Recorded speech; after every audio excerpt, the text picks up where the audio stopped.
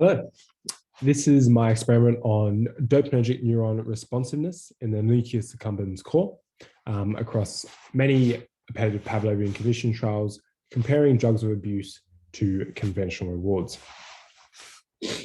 Pharmacologically, almost all drugs of abuse either directly or indirectly manipulate dopaminergic activity.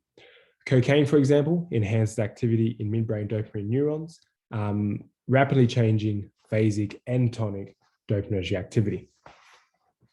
This is compounded by the psychological association that occurs between the drug and drug predictive cues. These previously neutral cues start to also elicit dopaminergic activity in the brain, which represents the craving, which is a ubiquitous symptom known in substance abuse. Due to the interaction of the pharmacology and the psychology of drugs of abuse, it's been thought that reward encoding is quite different with drugs of abuse to conventional rewards. Learning models of prediction have estimated this and explained that the teaching signal that occurs with drugs of abuse is greater as the pharmacological side of it almost causes there to be a new teaching signal every single time the drug is consumed. While with conventional rewards such as food without a pharmacological effect, when you take the food, there's no manipulation of dopaminergic activity. So over time, the value of it decreases, as it's been well predicted. A limitation of these models, however, is that it doesn't take into account drug-induced neuroadaptations. These adaptations sensitize the system to increase the value even further than what is predicted by these computational models. Even after extinction of drug predictive cues, optogenetic stimulation of dopaminergic terminals in the nucleus accumbens core has been found to reinstate cocaine-seeking behavior. So with this all in mind, it seems unlikely that the value of drug addictive cues follow a pattern predicted by computational models of the past. Instead, we propose that the drug predictive cues will increase to an even greater extent once you consider drug-based neuroadaptations. We believe that this will be reflected behaviorally as well, and we'll use a condition-place preference paradigm to show this. Moving on to the methods, we'll be using 30 transgenic mice with the nickname GP5.5 from the Jackson laboratory. And these will be chosen because they express the green fluorescent calcium indicator GCAM6. When these are selected, they'll be habituated in a 2-room place preference chamber, and a mini epifluorescence microscope will be attached to their skull. And this will allow measurement of the GCAM6 dependent fluorescence. The conditioning trials will involve a 5 kilohertz tone, which will be presented for 10 seconds in room A.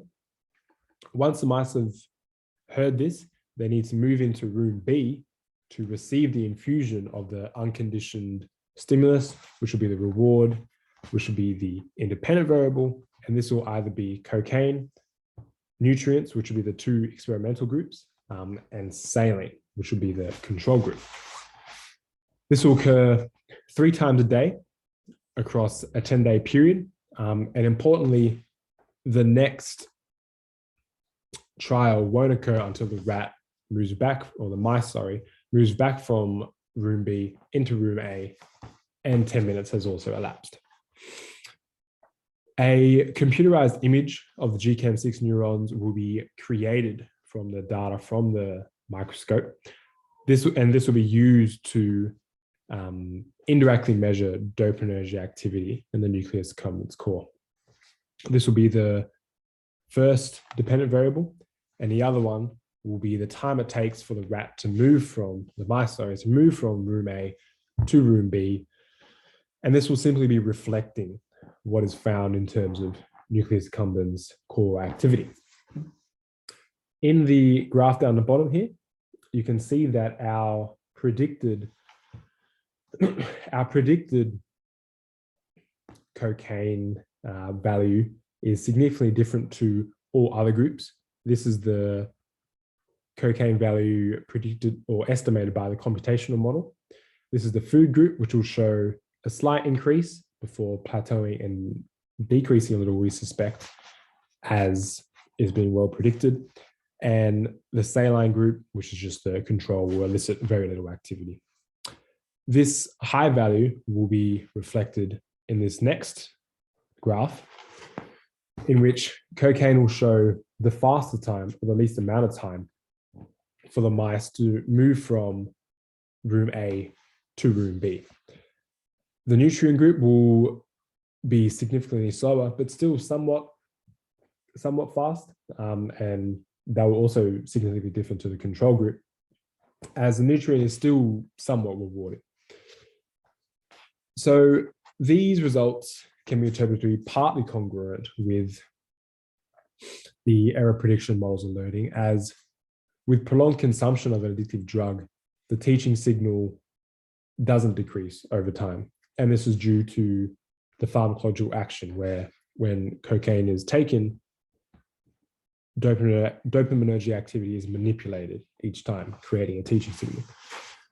However, we predict this signal to surpass what is estimated in these models. And this will be because we're taking into account the sensitization of dopaminergic circuitry caused by the pharmacological action of cocaine. This research implies that the mechanism behind the difficulty in treating drug use disorder is, or stems partly due to the pharmacological and psychological teaching signal, and also because of the sensitization of dopamine circuitry in general. Regarding the treatment of substance abuse, this would suggest that if dopaminergic activity can be inhibited or decreased somehow when the drug of abuse is being consumed, this may help to psychologically decrease the value of the drug, which may be very helpful in individuals who seemingly can't reduce the value of that drug. Thank you very much.